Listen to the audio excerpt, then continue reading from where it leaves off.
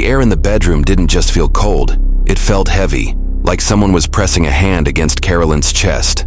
Suddenly, her bed lifted off the ground. She screamed, but the sound was swallowed by a guttural metallic voice that didn't sound human. Her daughter, Cindy, cowered in the corner as a gray, hunched figure with a lopsided head materialized from the shadows.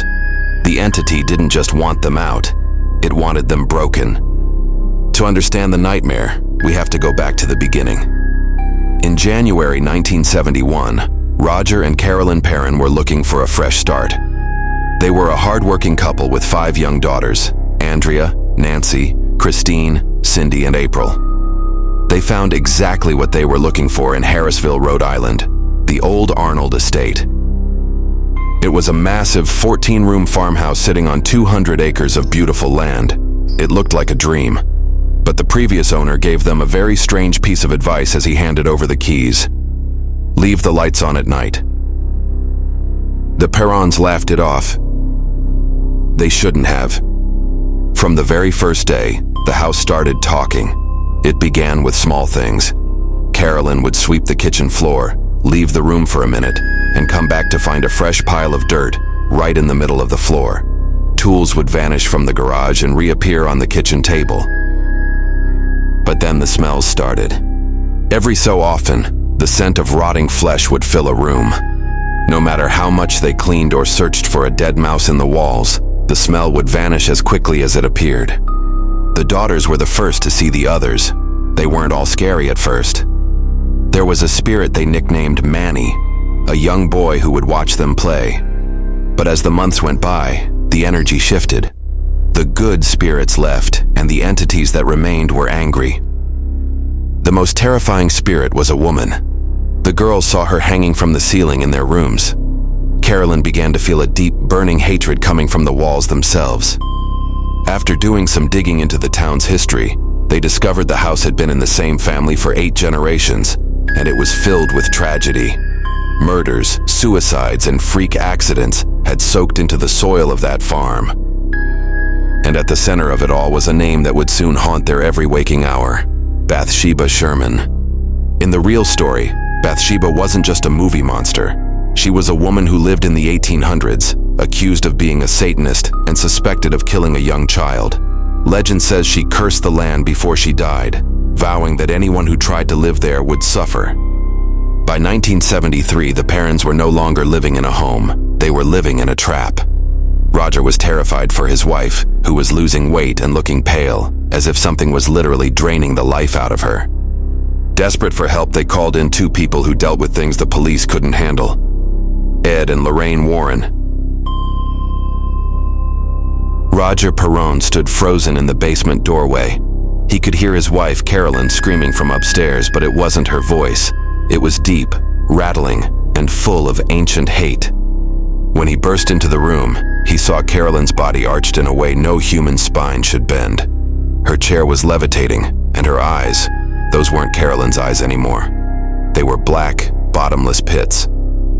Standing next to her, clutching a crucifix, was Lorraine Warren, her face pale with terror. Lorraine whispered, "We've made a mistake. We've woken it up." By 1973, the Perron family was at its breaking point. The 5 daughters were terrified to sleep in their own beds. April, the youngest, had started talking to an imaginary friend who told her where the bodies were buried on the property. Word of the haunted Harrisville farmhouse reached Ed and Lorraine Warren, the famous paranormal investigators. Ed was a demonologist, and Lorraine was a clairvoyant who claimed she could see the dead. When they stepped onto the property, Lorraine didn't even need to go inside to feel it. She stopped at the front door and gasped.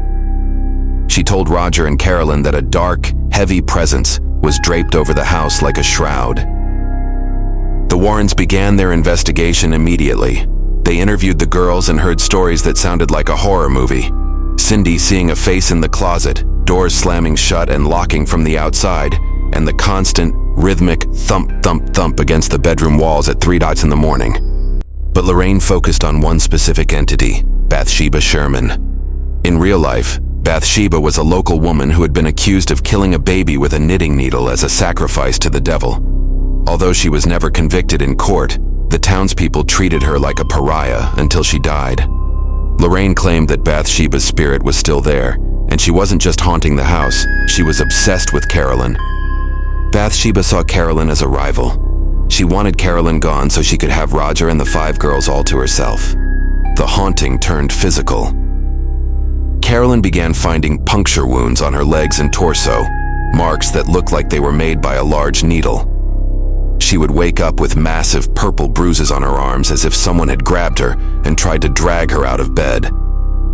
The Warrens decided they had to take drastic measures. They couldn't perform a full exorcism, only a priest can do that. But they decided to hold a séance to try and communicate with the spirit and convince it to leave. This was the biggest mistake they ever made. On a cold night in the farmhouse, the family gathered around a table. As soon as the séance began, the house didn't just get cold, it went freezing. The air smelled of sulfur. Suddenly, Carolyn's chair flew across the room. She was thrown through the air like a rag doll, landing nearly 20 feet away. Her daughters watched in horror as their mother began speaking in a language that didn't exist, her voice sounding like grinding metal. Roger Perron, seeing his wife being tortured by something he couldn't hit or fight, snapped. He punched Ed Warren in the face and told the investigators to get out of my house and never come back. The Warrens left that night, shaken and defeated. But they left the Perron family in a much worse position than they found them. The cleansing had failed, and now the entities in the house were angry. Roger Perron stood in the middle of the snow-covered driveway, his breath hitching in the freezing air. He looked back at the 14-room farmhouse, expecting to see a monster or a ghost. Instead, he saw his wife, Carolyn, standing in the upstairs window. She looked decades older than she was, her face hollow and her eyes vacant. Behind her, a dark shadow draped over her shoulders like a heavy cloak. Roger realized then that they hadn't just lived in a haunted house. They had lived inside a predator. He slammed the truck door and whispered, "Never look back." After the Warrens left in 1973, things didn't get better. In fact, they got much worse. The séance had opened a door that nobody knew how to close. The entity they believed was Bathsheba Sherman was now furious. The physical attacks on Carolyn became constant. She would wake up with her hair matted, as if someone had been pulling it all night, and the sewer smell in the kitchen became so thick they could almost taste it. But here's the part the movies don't tell you. The Perron stayed for 7 more years. Why? Because they were broke. Roger and Carolyn had put every cent they owned into that 200-acre farm. In the 1970s, you couldn't just sell a house that the whole town whispered was cursed. They were trapped by their finances in a house that wanted them dead. The 5 daughters, Andrea, Nancy, Christine, Cindy, and April, grew up in a state of constant survival. They learned to walk softly. They learned never to go into the cellar alone. They learned that if they heard a voice calling their name from an empty room, they should never, ever answer. Andrea, the eldest daughter, later wrote that the house eventually broke them. They stopped being a normal family and became like soldiers in a war zone. Finally, in 1980, the Perrons saved enough money to get out. They didn't care about the land or the history anymore. They just wanted their lives back. They sold the Old Arnold Estate and moved to Georgia, hoping the spirits wouldn't follow. Did it end? Mostly. The physical attacks stopped once they crossed the state line, but the memories never left. Carolyn Perron once said in an interview that she felt at peace for the first time in a decade the moment she stepped out of that house. But the daughters say they still feel watched sometimes, even 40 years later. The Old Arnold Estate still stands in Harrisville. It has been sold several times since the Perrons left. Interestingly, the families who lived there afterward had mixed experiences. Some said they heard footsteps and doors opening. Others said it was perfectly quiet.